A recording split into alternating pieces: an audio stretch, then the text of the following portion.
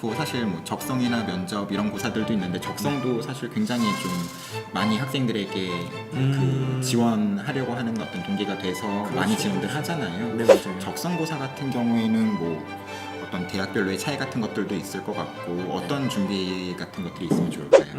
뭐 적성이라고 한다면은 뭐 수능 전적성이다라고 해서 뭐 물론 수능 후에 보는 대학보다는 약간 뭐 준비 기간이 있기는 한데 실제로 수능 전에 보는 6개 그죠? 6개 네네. 맞죠? 네, 맞습니다. 6개 적성 보는 시험 대학들 중에 아마 을지대를 제외하고 뭐 서경대라든가 수원대라든가 뭐 성결대 이런 대학들은 아마 다 국어랑 수학만 볼 거예요. 네네. 맞죠? 네, 맞습니다. 을지대만 영어가 을지대만 영어가 포함되고 아마 나머지 대학들은 국어와 수학만 이제 보게 되는데 중요한 건 그거죠. 적성이다라고 한다면 학생들이 이제 오해하는 경우가 좀 있는 것 같아요. 왜냐면은 사실은 적성 전형 잘 알고 있을 거예요, 여러분들. 적성 전형으로 지금 편제돼 있지는 않죠. 아, 그렇죠. 뭘로 돼 있죠? 다 교과로 편제돼 있죠. 왜냐면은 모든 대학이 다 교과 60에 적성 40이기 때문에. 근데 중요한 건 뭐죠? 사실은 우리가 매번 설명회나 이런 데서도 얘기하잖아요. 뭐요? 적성 한 문제의 파괴력을 좀 이해를 좀 해달라. 뭐 이런 얘기를 되게 많이 하거든요. 이게 뭐냐면은 실제로 적성 한 문제 또는 두 문제를 갖고 등급 하나를 뛰어넘는 경우도 상당히 많거든요.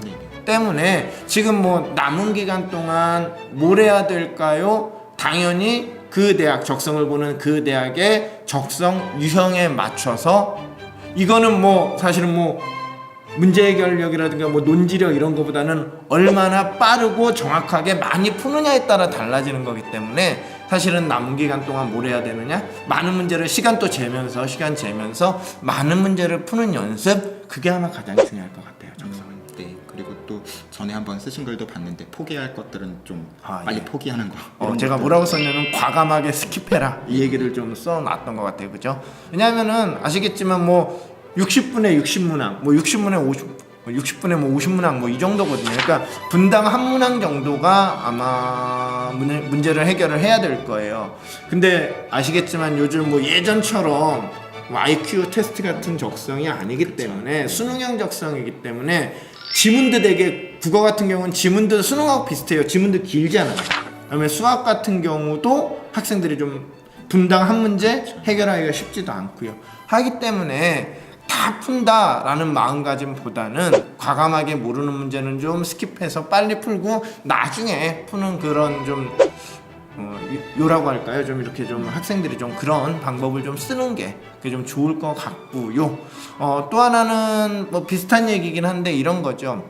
예전엔 감점도 있을 때도 있었어요. 근데 요즘은 감점이 없기 때문에 내가 만약에 뭐 문과인데도 불구하고 수학에 자신이 있다. 난 이과 학생이라 뭐 수학에 좀 자신 있다라고 한다면 1번부터 국어부터 쭉 풀어가기보다는 뭐 예를 들어 25번 수학부터 먼저 풀고 국어를 푼다거나 이런 좀 요령이라고 표현을 할게요. 좀 나쁜 의미 아닙니다. 이런 요령도 좀 부릴 줄 아는 그러니까 그렇게 준비를 해야지 조금이라도 성적을 좀 올릴 수 있다라고 얘기할 수 있을 것 같아요. 정말로 실전처럼 시간을 제대, 그러니까 뭐 합격자 평균 이런 것들을 보면 사실 뭐 다 맞는 경우는 아니잖아요. 대략적으로 한 70에서 80% 정도가 평균 합격 평균 맞은 개수라고 볼 수 있을 거예요. 대략적으로. 뭐 20개 정도, 20% 정도는 틀려도 될 수도 있는 거니까 내가 포기할 것 아니, 물론 그렇죠. 포기하면서 스킵하면서 이런 식으로 한번 실전처럼 연습해보자는 그것도 말씀이신 중요한 것 같아요. 같아요.